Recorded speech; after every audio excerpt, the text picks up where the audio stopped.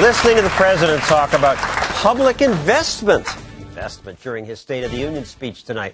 I'm struck by how many of his big plans involve giving power and money to certain people. He said, my administration has made more loans to small business owners. Also, we've partnered with businesses and builders. In other words, his bureaucrats gave money to certain businesses and builders. And often they're cronies of the powerful. That's how it usually works. To create green energy, the president gave money to companies run by people who gave him money, his cronies. That's how Cylinder happened. So now there's a popular new video that mocks this crony hypocrisy. Oh no, I'm underwater. I need a bailout. Heads they win, tails you lose. Forget the rule book, they make the rules. Wanna compete? You'll be rejected. Get the cronies. They're connected. The Cronies, they're connected. That was produced by John Papola. So what does this have to do with the president and his policies? Well, I think it has to do with every president and all of the policies in a lot of ways, because government concentrates power and really creates this bullseye for the politically connected to grab a hold of it and to partner up.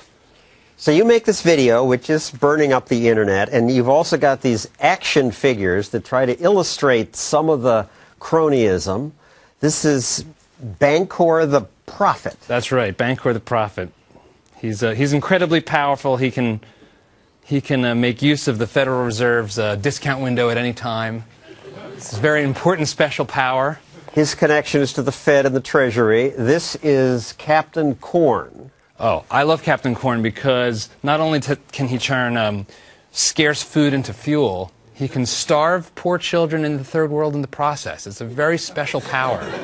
Through the ethanol subsidy oh, that yes. both parties supported. No one thinks ethanol is a good idea except the federal government, apparently. This is Big G, as in big government. That's correct. He's both red and blue.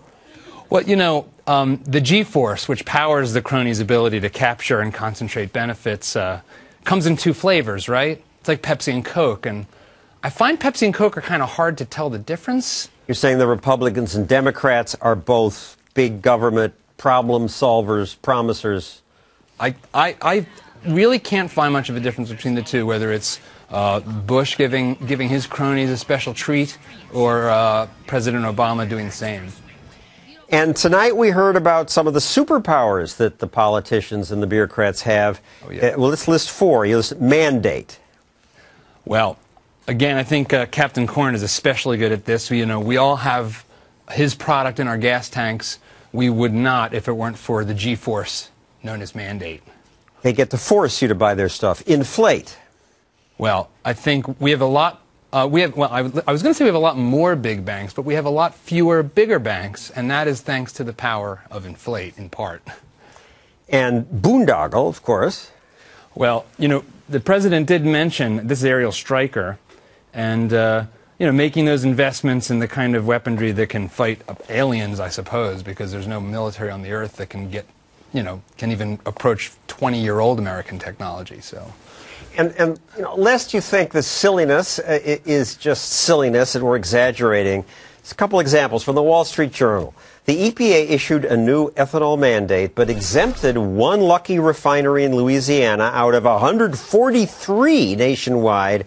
That refinery happened to be under the patronage of Democratic Senator Mary Landrieu, who's up for re-election this year. One other example, the Committee on Oversight and Government Reform says Nancy Ann DeParle, a former assistant to the president, had a financial stake in the success of Granite Reliable, which got $169 million from the Energy Department. On the disclosure forms, she said she divested her interest, but it turned out to have been transferred to her 10-year-old son. Well, you know, I think, especially on this show, we talk about freedom a lot, and freedom is important. Freedom is a founding principle. But equality under the law is equally important. We hear about the inequality of income.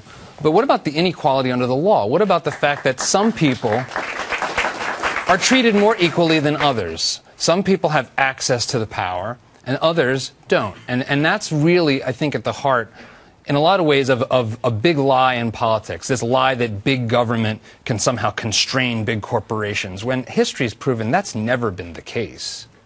Thank you, John Popola. You're doing a Kickstarter campaign. If enough people want them, you'll sell these action figures. That's right. Go to the Kronies with a K.com, and we promise the NSA won't get your email address. John, are you a libertarian?